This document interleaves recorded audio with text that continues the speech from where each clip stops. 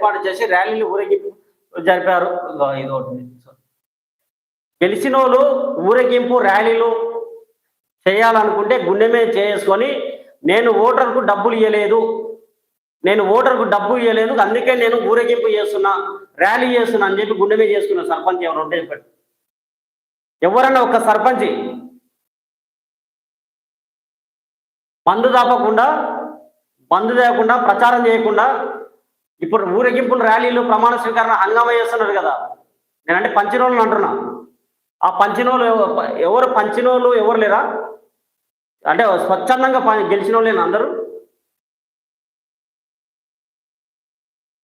ఎందుకు హంగామా చేసుకుంటారు? చేసిర్రు అయిపోయి అలా దానికి హంగామాలు, దానికి ఒక కవిత్వాలు, పోస్టులు. నీతి నిజాయితీ దమ్ము ధైర్యం ఉండాలి.